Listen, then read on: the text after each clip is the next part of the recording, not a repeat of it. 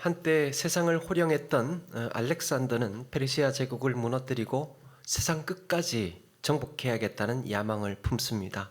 그는 군대를 이끌고 넓은 광야를 지나고 또 산맥과 강을 넘어서 동쪽으로 이동을 합니다. 오랜 시간을 지나 인도까지 다다른 알렉산더의 군대는 세상 끝에서 만난 낯선 인종들과 싸움을 벌입니다. 어려웠습니다. 가까스로 승리는 했지만 병사들의 손실도 이만저만이 아니었습니다. 그들은 이미 지칠 대로 지쳐 있었습니다.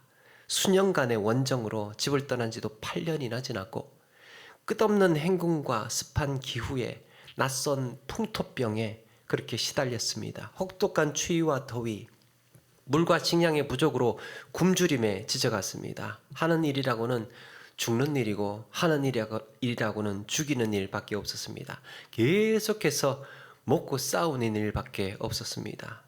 그들이 나아갈 길이 끝이 보이지 않았습니다. 이대로 가다가는 그냥 이대로 계속 고통을 받든지 아니면 언젠가 어느 순간 죽든지 그거밖에 없는 거예요. 그래서 버티다 못한 병사들이요 절대 군주 앞에 반발을 합니다. 이대로 나가다가는 우리 다 죽을 거니까 여기서 결정을 하자. 그들이 나아갈 길에 끝이 보이지 않았습니다. 꿈을 잃었고 충성심을 잃었습니다. 그들에게 남은 거라고는 저 고향 생각뿐입니다. 고향 돌아가서 가족들과 평온한 여생을 누리는 것뿐이었습니다. 그렇게 위대한 정복자는 그들 앞에 굴복을 했고 허망한 죽음을 결국에 맞이합니다. 알렉산더가 정말 무엇을 쫓고 있었던 걸까요? 뭘 위해서 그렇게 끝간데 없이 달려가야 했을까요? 오늘 성경에서도 자신의 권력과 명예, 욕심과 자존심을 멈추지 못하다가 비참한 최후를 맞이하는 사건들이 종종 있습니다. 대표적인 것이 출애굽하는 이스라엘을 추격하는 바로의 군대입니다. 이미 10번이나 두들겨 맞았으면 애굽은 만신창이가 되었습니다. 국가의 기능을 거의 하지를 못합니다. 내 민족을 보내라 하시는 하나님의 명령을 묵살하고 제국의 자존심을 지키다가 버티다가 하는 수 없이 이스라엘을 내보냅니다. 거의 넘어지기 직전에 보내지 않으면 애굽 제국은 끝나겠다 싶어서 내보낸 거예요. 근데 거기에서 멈추었다면 그나마 피해는 그래도 적었을 겁니다. 그런데 어떻습니까? 바로가 내 밑에서 400년 동안 종살이 하던 이스라엘을 이대로 내보낼 수가 없었던 거예요. 도저히 내보낼 수가 없었습니다. 그동안 쳐다보지도 못했던 사람들입니다. 손가락 하나만 까딱해도 이들이 벌벌 떨던 노예들입니다. 그런 노예들이 하루아침에 짐 싸들고 젖과 꿀이 흐르는 땅을 찾아서 세상에 간다니요. 그러니까 이건 도저히 자존심이 허락이 안 되는 거예요. 그래서 어떻게 합니까? 가용 병력을 다 동원해서 쫓아가라. 저 배은망덕한 이스라엘 민족을 몰살시켜라. 끝장내자. 그래서 멈출 줄 몰랐던 바로의 분노는 결국 추격을 시작했고 갈라진 바다 홍해에 다다릅니다. 여러분, 바다가 갈라져 있습니다. 바다가 갈라져 있다는 것은 굉장히 기이한 일입니다. 일어날 수 없는 일이에요. 성경에 보니까 바다가 갈라진 정도가 아니고 우리나라처럼 이렇게 썰물 빠져가지고 육지 드러나는 게 아니고 바다가 갈라져서 벽이 되었다 그랬어요. 확 갈라져서 바다가 이렇게 지금 초자연적인 현상으로 그렇게 갈라져 있는 겁니다. 그거는 기이한 거예요. 일어날 수 없는 일이 지금 벌어지고 있는 겁니다. 이게 뭘 의미할까요? 애굽 군대한테 이 지금 벌려진 이 바다가, 갈라진 바다가 뭘 의미할까요? 하나님을 믿는 백성에게는 갈라진 바다는 구원의 길입니다. 그러나 하나님을 대적하는 자들에게는 절대로 넘지 말아야 할 경고의 선이었던 겁니다. 바다 갈라진 거 보이지? 이거 심상치 않은 거야. 넘어가면 안 돼. 그 사인을 주고 있는 겁니다.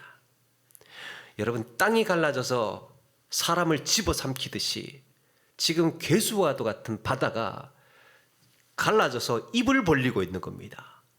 하나님을 대적하는 자는 거기를 지나가면 안 돼요. 이곳에 발을 들이는 순간 너희는 죽을 거라는 사인이었습니다. 그런데 어떻습니까? 바로의 군대는 이마저도 무시하고 홍해를 따라서 들어갔다가 깨끗하게 몰살을 당합니다.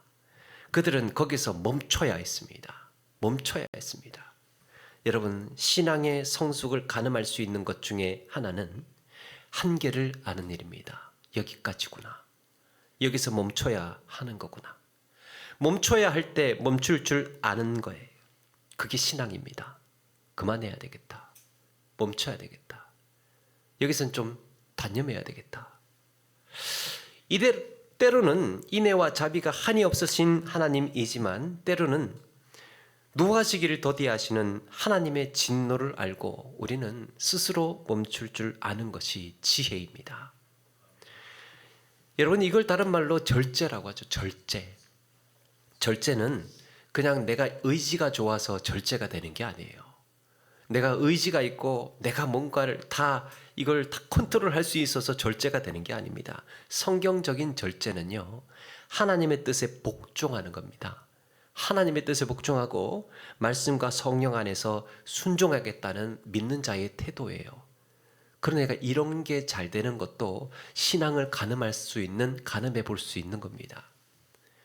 하지 말아야 할 일을 하지 않는 것, 멈추어야 할 때 멈출 줄 아는 것, 그만두어야 할 때 그만둘 수 있는 것, 이것도요, 신앙에 성숙한 사람이 할 수 있는 힘이에요. 그런데 오늘 자신의 한계를 인정하지 않고 하나님의 뜻을 거역하는 미련한 추격자가 있습니다. 끝까지 가는 거예요. 끝까지. 과연 그는 어떤 결말을 맞이하게 될까? 다윗을 죽이려는 명령이 떨어진 가운데에 요나단이 사울을 이제 설득하기로 나섭니다. 이스라엘을 구원한 큰 구원을 가져다 둔 다윗을 어떻게 죽이려고 하십니까? 왜 죽이려고 합니까? 그거는 범죄하는 일입니다. 죄짓지 마십시오, 아버지. 아무런 명분도 없이 시기와 열등감 때문에 내가 못한 일 저놈이 했다는 것 때문에 그게 미워서 죽인다는 건 정말 아들 보기에도 민망한 일이었습니다. 사울은 왕으로서의 품위를 갖춰야 했습니다. 그래서 아들이 그렇게 설득을 하고 이야기를 하니까 그래, 내가 뭔가 좀 홀렸나 보다. 그러면서 하나님을 두고 맹세를 한다고 하고 앞으로 그런 일이 없을 거라고 이야기를 합니다. 요나단의 설득으로 간신히 이 마음을 추스른 사울은 그렇게 이제 진정되나 보다 싶었습니다. 그런데 무슨 일이 벌어집니까? 또 블레셋과의 전쟁이 일어납니다. 이번에도 다윗이 나가서 큰 전과를 올리고 돌아옵니다. 백성들이 가만히 내버려 두겠습니까? 지난번에 사울은 천천히고 다윗은 만만이라 그랬는데, 그러니까 다윗이 또 큰 전과를 세우고 돌아오니까 야, 이번에도 그러면서 막 2절까지 3절까지 부르면서 막 다윗을 칭찬하는 거예요. 지난번보다 더 크게 칭송을 하고 다윗의 인기가 막 급상승하는 겁니다. 간신히 마음을 다독여 놨더니 간신히 사울이 마음을 다독여 놨는데 그의 시기와 분노가 다시 확 올라와서 걷잡을 수 없게 된 겁니다. 악령이 또 사울의 마음을 사로잡고 괴롭히기 시작합니다. 다윗이 수금을 타고 있을 때 지난번처럼 다윗을 단창을 던져서 살해를 시도합니다. 사울의 광기가 되살아난 겁니다. 여러분, 진정한 회개는요, 다시 죄를 반복하지 않는 겁니다. 아, 내가 그때 잘못했구나. 아, 내가 그때 뭔가 좀 틀렸구나 라고 했으면요, 정말로 회개한 사람은 다시 그거 하지 않아요. 다시 그런 일이 일어나도 마음이 울컥하고 뒤집어지지 않습니다. 아, 내가 그때 잘못된 것이었구나 라고 확실하게 느끼고 하나님 앞에 회개했다면 그건 더 이상 상처가 아닙니다. 힘들지 않습니다. 그런데 반복되고 있잖아요. 또 하고 있잖아요. 또 시기와 열등감에 뚜껑이 열리고 확 끓어오르고 있잖아요. 해결이 안 된 겁니다. 그거 아직도 해결이 안 되고 거기에서 헤어나지 못하고 있는 겁니다. 사울이 그랬습니다. 하나님 앞에 마음을 돌이키고 온전히 회개한 것이 아니고 그냥 간신히 아들이 자중시키고 설득시키면서 그냥 마음을 다독이고 억눌려 놓았던 겁니다. 다윗도 위협을 느낍니다. 이대로는 안 되겠구나. 야, 얼마 전에 자기를 죽이라는 명령을 내렸다가 거둔 일도 그렇고 거듭되는 살해 시도에 견딜 수가 없었습니다. 피해야 했습니다.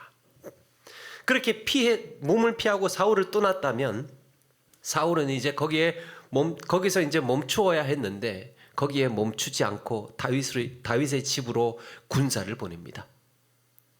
다윗을 확실하게 잡기 위해서 앞층까지 지키고 있다가 아침에 나오면 죽이라고 명합니다.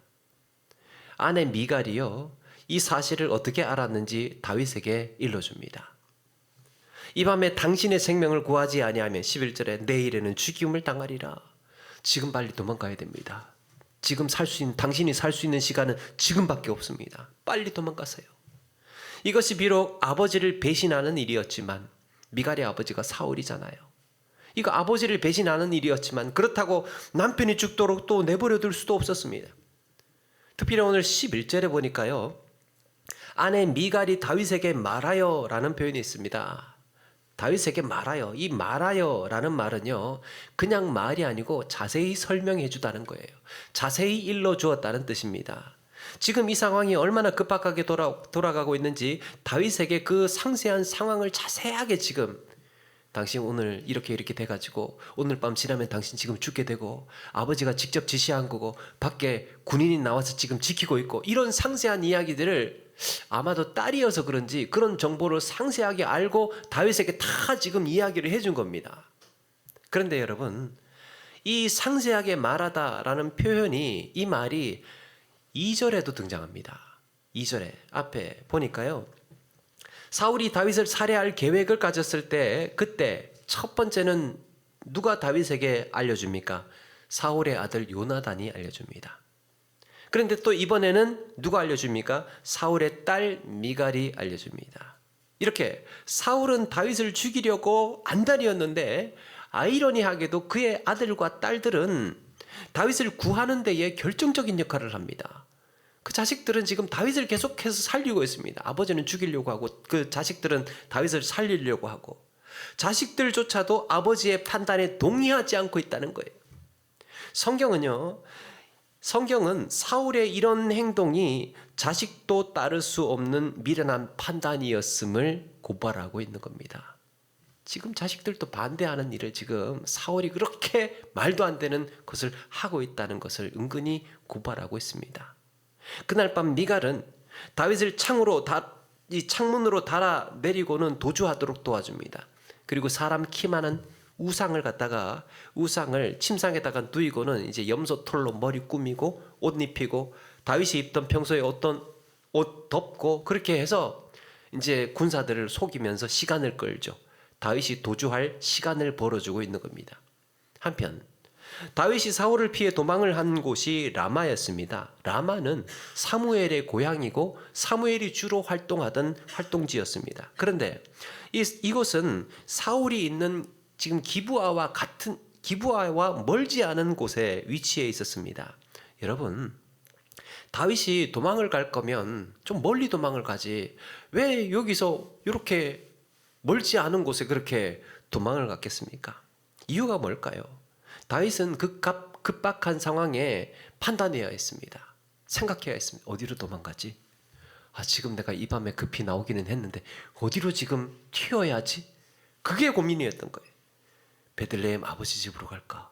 아니면 멀리 최대한 사람이 손이 닿지 않는 곳으로 갈까? 그가 도망할 곳을 정할 때 가장 큰 이유가 뭐였겠습니까? 누가 나를 지켜줄까? 어디로 가야 누가 나를 지켜줄까? 그거였을 겁니다. 만약에 이전에 살던 베들레헴 아버지 이새의 집으로 갔다면 어떻겠습니까? 군사들이 와서요, 반역으로 몰려가지고 다 죽었을 겁니다. 그 가족들을 오히려 다윗이 가는 게 더 위험해요. 거기에 최대한 멀리 도망가는 것도 막연했습니다. 아무런 연고도 없는 곳에서 누가 자기를 보호하겠습니까? 다윗이 여기 있다는 소리만 들리면 막 그냥 다 달려들어가지고 공격을 할 텐데 어떻게 살겠습니까? 어디를 가든지 다윗은 안전하지가 않았습니다. 그는 자기 인생에 맞닥뜨린 환난에 건져주실 분은 오직 한 분, 하나님이라고 믿었습니다. 하나님은 다윗을 맹수의 발톱에서 구해주셨고 골리앗의 손에서도 건져주셨고 그 많은 전쟁 싸움에서도 생명을 구해주셨습니다. 그래서 이번에도 이 원수의 손에서, 왕의 손에서 구원해 주실 유일한 분은 하나님뿐이라고 믿었습니다. 여러분, 우리의 인생의 환난과 시련을 만났을 때 고민하지 않고 하나님께로 피하는 우리 모두가 되기를 바랍니다. 하나님만이 나를 구해 주실 수 있다는 것. 다윗은 거기서 사울을 만나서 그동안 있었던 이야기들이, 있었던 일들이며 사울이 자기에게 행한 억울하고 부당한 이야기들을 다 쏟아내면서 이야기를 합니다. 그래도 이런 말 할 수 있는 곳을 찾은 것이 얼마나 다행인지 모릅니다. 사무엘 할아버지한테 가서, 사무엘 어른에게 가서 자기가 살아왔던 이야기 중에서 서럽고 힘들고 부당한 이야기, 아팠던 이야기들 사무엘에게 거기에 안겨서 그걸 다 쏟아내고 이야기하고 있습니다. 그리고 사무엘은 다윗의 이야기를 다 듣고 난 다음에 야, 너 나랑 같이 있자. 나랑 같이 살자. 그러면서 오늘 성경에 보니까 나요스로 가서 살았더라 라고 했습니다. 나요스로 가서 살았답니다. 성경에 보면요, 라마 나요시 같이 이어집니다. 같이 라마 나요트 이렇게 같이 이어지는데요. 라마라는 말은 라마라는 지명을 이야기합니다. 라마라고 하는 지명. 그리고 나요트 그 뒤에 따라 나오는 나요시란 말은 그냥 단순하게는 거처라는 말입니다. 거처. 그래서 어떤 번역 성경에는 기숙사라고도 되어 있습니다. 그런데 오늘 여기에 보니까요, 사무엘이 선지 생도를 기르기 위해서, 양육하기 위해서 세운 선지 학교 정도로 보입니다. 그러니까 그 먼 센터가 있었던 거죠. 지금 말로 선지자들, 신학생들을 양육하는 저희 제자들을 양육하는 곳이 있었던 거죠. 그걸 나요시라고 합니다. 라마에 있는 나요트. 사무엘은 이곳에서 편하게 은퇴하고 여정을 보내고 있었던 것이 아니고 하나님의 사람을, 제자들을 길러내고 있었습니다. 그런데 라마 나요트의 은둔 생활을 그렇게 시작을 하게 되는데 이게 또 오래 가지를 못합니다. 수배령이 떨어진 다윗을 발견한 누군가가 사울에게 다윗이 라마 나요트에 있다는 소식을 알립니다. 정확한 위치를 지정해 준 거예요. 사울은 즉각 군사들을 파견해서 다윗을 잡아오게 합니다. 다윗을 죽이겠다는 사울의 집요함이 이미 통제력을 잃었습니다. 아니, 그냥 이제 좀 현역에서 지금 도망간 거 아니에요. 다윗이 집을 도망갔다는 얘기는. 그러니까 멀리 도망갔으니까 그냥 그대로 그냥 살아라 그렇게 내버려 두면 될 텐데, 그를 어디에 있다는 소식을 듣자마자 바로 군사를 보내가지고 죽이라고 그렇게 또 명령을 한 겁니다. 그런데 군사들이 가서 라마 나요트에 가서 보니까요, 기이한 일이 벌어집니다. 사울이 급한 병사들이 라마 나요트에 도착을 했을 때 선지자 무리들이 예언을 하고 있었는데 거기에 수장이 또 사무엘이라는 것을 알게 됩니다. 사무엘이라면 온 백성의 사랑과 존경을 받았던, 이스라엘을 한때 이끌었던 지도자 아닙니까? 사울의 병사들이 이런 사무엘의 보호 아래에 있는 사무엘의 보호 아래에 있는 다윗을 지금 데리고 가야 하는 상황인 겁니다. 그때 다윗을 잡으러 갔던 병사들이요, 선지자 무리가 예언하는 것을 보자 하나님의 영이 이 병사들에게도 임한 겁니다. 그리고 그 자리에서 병사들도 덩달아 예언을 하기 시작을 합니다. 아니, 갑자기 왜 예언자가 된 걸까? 병사들이 뜬금없이 지금 왜 예언을 하고 있는 걸까요? 여러분, 우리에게 익숙한 예언이라는 말이 뭡니까? 예언. 앞날에 일어날 일을 미리 말할 때 예언이라고 하죠. 앞날에 일어날 일을 미리 말할 때. 그러니까 오늘은 이제 동쪽에서 귀인이 올 것이다, 뭐 이런 얘기 온다, 이런 얘기가 이제 예언 아닙니까? 그런데 이제 이보다 성경에서 사용하고 있는 예언이라는 단어들이 몇 가지가 있는데 그보다 더 본질적인 예언의 뜻이 있는데요. 그게 하나님의 말씀을 받아서 대신 전하는 것을 예언이라고 합니다. 하나님의 말씀을 받은 것이 대신 전하는 것. 이런 점에서 오늘 말씀에 예언으로 쓰인 히브리 단어가요, 나바라는 단어입니다. 나바는 하나님의 영에 감동되어서 말이 흘러나오다라는 의미가 있습니다. 하나님의 영에 감동된 사람이요, 말이 그냥 술술술 지금 흘러나오는 거예요. 그걸 나바라고 합니다. 나비라고 하면 예언자. 나바는 이렇게 예언이라고도 하지만 그 의미는 하나님의 영에 감동되어서 말이 흘러나오다. 여러분, 돈을 은행에 맡기는 걸 뭐라고 합니까? 적금? 예금. 예. 지금 예언 이야기하고 있으니까 예금. 예. 돈을 은행에 맡기는 걸 예금이라고 합니다. 맡기는 거예요. 맡길.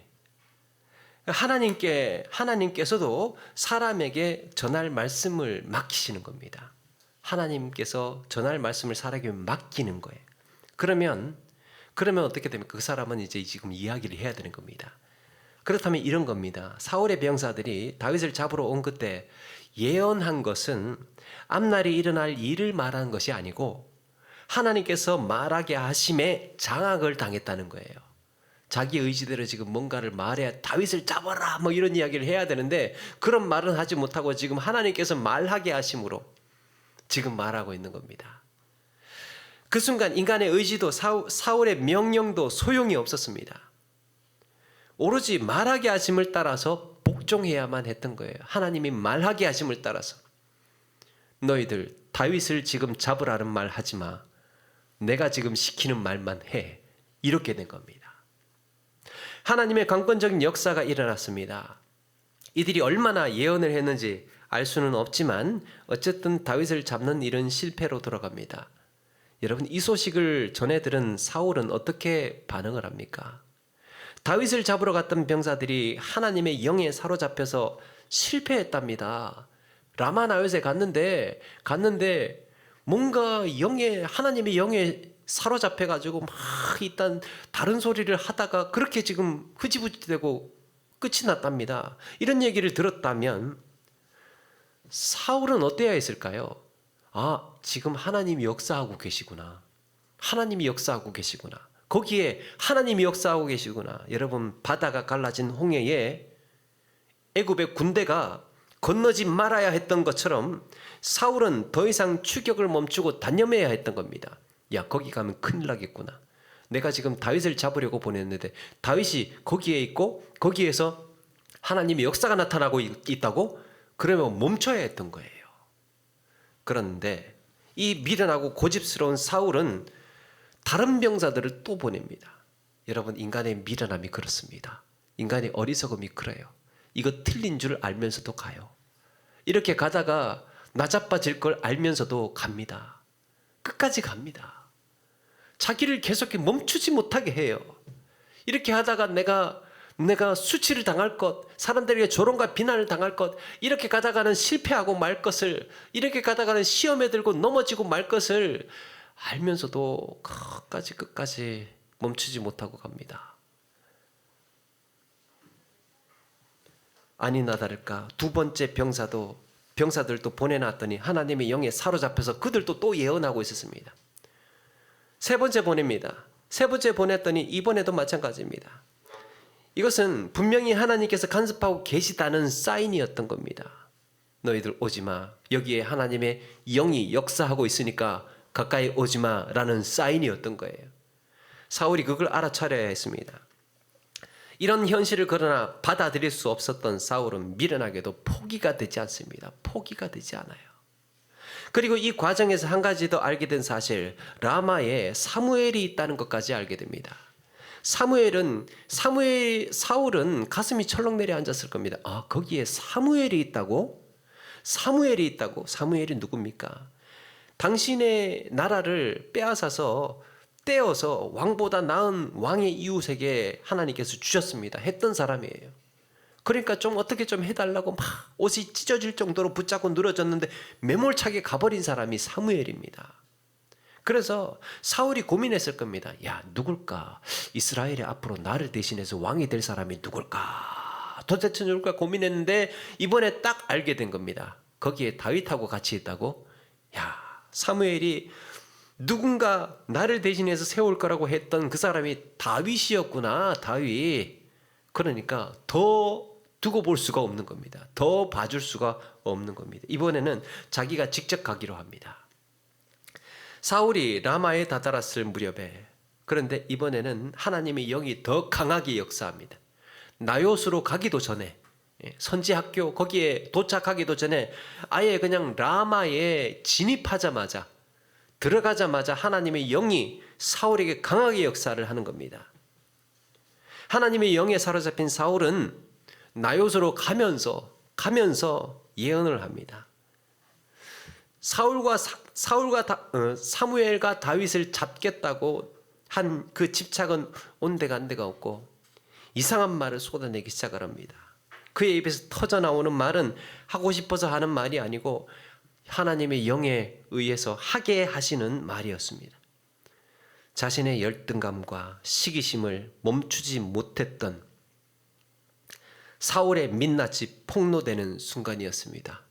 여러분, 우리가 멈추지 못하는 이유가 뭐겠습니까? 본전 생각나는 거. 멈추지 못하는 이유가 뭐겠습니까? 자존심 상하거든요. 지금 멈추면, 지금 그만두면, 지금 참으면, 지금 스톱을 하면, 지금 내 한계를 인정하면 수치스럽거든요. 그래서 끝까지 가는 겁니다. 열등감 때문에 끝까지 가는 겁니다.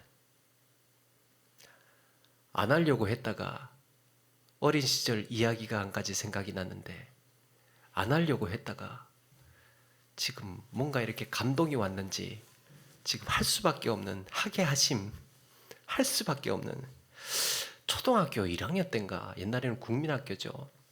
1학년 때인가 2학년 때인가 저희 옆집에 서울에서 이사를 온 가정이 있었어요. 거기에는 3형제입니다. 막내가 저하고 같은 나이, 1학년인가 2학년인가 그랬고, 두 번째가 저하고, 둘째가 저보다 한 살이 많고, 세 번째는 아주 컸습니다. 중학교 1학년인지 6학년인지 그랬습니다. 그래서 아주 컸습니다. 거의 뭐 어른에 가까웠습니다. 초등학생 1학년의 눈으로는 굉장히 큰 형님이었습니다. 그런데 그 집에 있는, 지금은 다 잊어버리고 뭐 연락처도 제기해서 그냥 이제는 말할 수 있지만, 그때 그 둘째가요, 저보다 한 살 많은 그 둘째가 저를 얼마나 괴롭혔는지 몰라요. 만나면 같이 놀면 가위바위보에도 빼고, 막 그냥 같이 놀면 빼고, 저는 빼고, 따돌리고. 아니, 그걸 그렇게 따돌리고 할 일입니까? 그렇게 제가 얼마나 귀엽고 착하고 그랬는데, 그렇게 해서 그 둘째 그 나쁜 치끼 둘째가 그거 저를 얼마나 괴롭히고 나쁘게 했는지 몰라요. 그래서 그러고 있던 차에 술래잡기를 하게 됐어요. 동네 애들끼리 술래잡기를 하게 됐는데, 그때 이제 술래잡기는 이렇게 막 쫓아가 가지고 딱 이렇게 타치를 해야 이제 잡는 거였습니다. 그래서 이제 한 점심 때부터 시작을 했습니다. 그런데 그렇게 술래잡기를 하다가 제가 잡아야 할 사람이 그 둘째가 딱 걸린 거예요. 너 오늘 죽었다. 너는 내 손에 손을 못 빠져나가. 그러면서 뛰기 시작을 했습니다. 쫓아가기 시작을 했어요. 근데 저보다 한 살 많으니까 아무래도 달리기가 조금 나을 거 아니에요. 그 저는 포기를 못 하겠는 거예요. 열받으니까. 그동안 당한 게 있으니까. 너는 오늘 죽었어. 그러면서 막 쫓아가. 논도 지나고 밭도 지나고 막 언덕도 지나고 냇가도 지나고 동네를 몇 바퀴를 돌았는지 몰라요. 그렇게 해가지고요, 그렇게 한참을 진짜 못 놓겠는 거예요. 한 2시간 쫓아갔는데 포기를 못 하겠어요. 왜? 2시간 쫓아온 게 아까워가지고. 3시간 달렸는데 3시간이 아까워가지고 포기를 못 하겠는 거예요. 그렇게 저는 포기하지 못하면서 끝까지 간 겁니다. 그렇게 끝까지 가다가 쓰더라고요. 제가 쓰더라고. 그래서 그만하자고. 그래서 제가 아니, 그러면서 막 또 쫓아가면 또 도망가고, 또 지쳐가지고 제가 조금 하면 그렇게 또 서가지고 그만하자. 그렇게 해가지고 나중에는 합의를 봤어요. 합의. 알았다, 그만하자. 그렇게 해가지고 다시 그 술래잡기를 하던 원점으로 돌아왔거든요. 그때가 해질 무렵이었습니다. 아무도 없어요. 다 가고 없어요. 술래잡기 끝났어요. 허망하게 끝났습니다. 재미가 별로 없었던 것 같은 느낌. 이만큼 허망하다 하는 이야기를 하고 싶었습니다.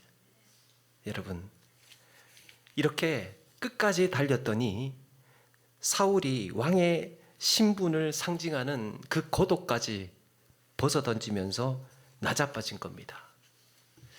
다윗을 향한 집요한 추격은 결국 모난 인간의 추태로 끝이 났습니다. 그냥 적당히 했으면 그냥 그걸로 이렇게 여러 가지 상황을 봐서 멈춰야 할 텐데 미련하게 그렇게까지 가다가 추태를 부린 거예요. 이를 본 신하들이 당혹스러웠습니다. 처음에는 놀라서 사울을 진정시키려고 붙들었을 겁니다. 전하 왜 이러십니까? 전하 이러시면 안 됩니다. 지금 무슨 말씀을 하시는 겁니까?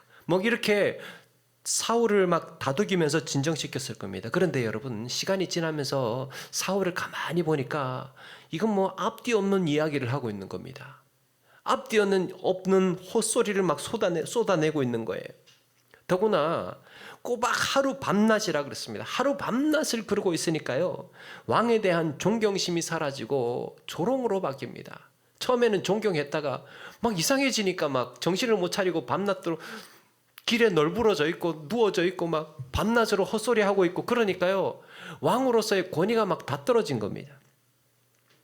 신하들이 보기에도 그동안 사울은 다윗 얘기만 나오면 병적인 열등감을 발동을 했고 시기하고 분노를 주체하지 못하는 모습을 보아왔습니다. 저건 아닌데, 속으로 그런 생각했을 거 아니에요.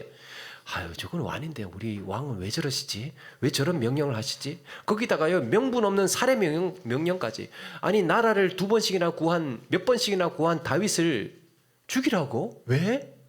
이렇게 된 거예요. 파탄이 나버린 인격의 신하들도 결국에는 그렇게 지금 하고 있으니까 등을 돌린 겁니다. 그래서 신하들도 이성을 잃은 사울에게 이제는 슬슬 농담을 꺼내기 시작을 합니다. 비아냥거리기 시작을 합니다. 전하 그만 가셔야지 이제, 이러면서 밤새시게 여기서 막 이러면서 못 알아들으니까 조롱 섞인 미소를 보이기 시작을 합니다. 그러면서 하는 말이 사울도 선지자인가 봐 된 거예요. 사울도 선지자인가 봐. 그러니까 그 주변에 있던 신하들도 빵 터져가지고 공감을 한 거죠. 그런가 보네. 사울도 선지자인가 보네. 저렇게 지금 누워가지고 말하고 있는 걸 보니까. 그래서 속담이 되었다. 사람들에게 회자되었다는 얘기입니다. 여기저기서 다 알게 된 겁니다.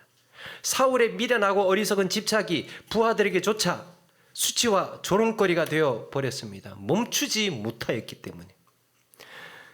잠언 기자는 지혜로운 자는 영광을 기업으로 받거니와 미련한 자의 영달함은 수치가 되느니라 라고 했습니다. 지혜로운 사람은요, 어느 공동체를 가도 지혜로운 사람은 인정을 받고 주목받아요. 야, 너 똘똘하다 막 지혜롭게 하니까 주목을 받습니다. 그런데 미련한 사람은 어떻다는 겁니까? 미련한 사람은요 높은 자리에 오를수록, 사람들에게 주목을 받을수록 미련한 사람은요 인성이 드러납니다. 열등감, 시기, 분노만 드러날 뿐이에요. 폭로가 됩니다. 그 사람이 어떤 사람인지만 밝혀질 뿐이에요. 미련한 사람이 주목받으면. 여러분, 이거 주목받는 거 별로 좋은 거 아니에요. 주목받고 높은 자리에 앉고 명예를 얻는 것이요 사실은 부담스러운 일입니다. 부담스러워요. 욕먹을 거리만 많아지는 겁니다. 욕먹을 거리만. 말이나 행동 하나가요 사람들 사이에서 해부를 당합니다. 한마디 했는데 그게 막 그냥 문제가 되고 온갖 소문과 뒷이야기가 도마 위에 올려집니다. 저 막 이러면서 막 그런 이야기들이 막 뒤에서 그렇게 수근수근거리게 되는 겁니다.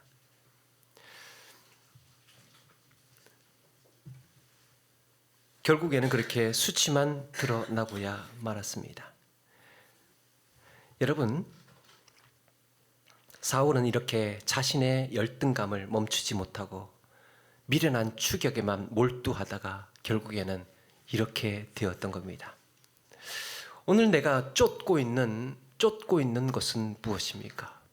내가 멈추지 못하고 있는 것은, 나의 미숙하고 미련함 때문에 멈추지 못하고 있는 것은 무엇입니까? 멈추지 못한 욕심입니까? 자존심입니까? 시기입니까? 증오입니까? 미움입니까? 미우니까 멈추지를 못하는 것. 우리가 멈추지 않는다면요, 하나님께서 멈추게 하실 겁니다. 그때는 대가를 치러야 됩니다. 조롱과 수치를 당하게 됩니다. 그래서 지혜는 멈추어야 할 때 멈추는 거예요. 세상의 욕망은 우리를 돈과 권력과 쾌락과 미움과 자존심을 향한 끝없는 추격으로 내몰고 있습니다. 알렉산더가 끝간데 없이 그렇게 달려갔던 것처럼, 세상 끝까지 갔던 것처럼 우리의 인생도요, 세상이 우리를 그렇게 만들어요. 더 해라고, 끝까지 달리라고, 끝을 보라고 막 그렇게 우리를 달려가게 합니다. 권력도 끝까지, 지금 이 권력 가지고는 안 돼, 뭐 이러면서 막 끝까지 가게 하고, 우리가 벌었던 돈이나 재산도 이거 가지고 안 돼, 그러면서 끝까지 우리를 내몰고 있는 겁니다. 그런데 우리 주님은요, 자신을 낮추고 십자가에 죽기까지 복종하신 끝없는 순종의 길을 보여주셨습니다. 끝없는 추격이 아니라 끝없는 순종. 여러분, 자동차의 성능에는 두 가지를 본다고 합니다. 자동차의 성능, 좋은 성능은 뭐냐? 빨리 달릴 수 있는 거죠. 가속이 빠른 게 이제 성능을 알아보는 하나의 지표이죠. 얼마나 빨리, 제로 백, 얼마나 빨리 달리느냐. 그리고 또 한 가지의 성능은 얼마나 빨리 멈추느냐예요. 제동력. 그러니까 제동력 없는 빨리 달리는 자동차만큼 위험한 차가 어디 있습니까? 진짜 힘은요, 달리는 힘과 멈출 줄 아는 힘이 균형이 있을 때 실력이에요. 그게 진짜 힘이에요. 우리가 가진 힘도 그렇습니다. 쓸 수 있는 힘과 절제할 수 있는 힘이 같아야 그게 우리가 가진 진짜 힘인 겁니다. 내가 통제할 수 있는 힘을 넘어선 힘은 뭐겠습니까? 부끄러운 일입니다. 내가 절제하고 통제할 수 있는 힘을 넘어선, 그것보다 통제할 수 있는 힘보다 내가 더 오버 주체를 할 수가 없어. 힘이 주체를 할 수가 없어. 뭡니까? 부끄러운 거예요. 수치스러운 겁니다. 힘이 세면 뭐합니까? 강하면 뭐합니까? 통제를 못하는데. 그래서 그 선을 넘는 거는 그때부터는 수치스럽고 못난 추태라는 것을 이야기하고 있습니다. 사랑하는 여러분, 멈추어야 할 곳에 멈출 줄 아는 지혜가 우리에게 있기를 소망합니다. 하나님이 막으시는 경고의 선 앞에서 우리는 기꺼이 엎드리고 순종하는 그리스도인으로 살아야 합니다. 성령 안에서 주님의 말씀을 따라서 나아가고 말씀을 따라서 멈출 줄 아는 성숙한 성도의 삶을 사시는 저와 여러분 되기를 주의 이름으로 축원합니다.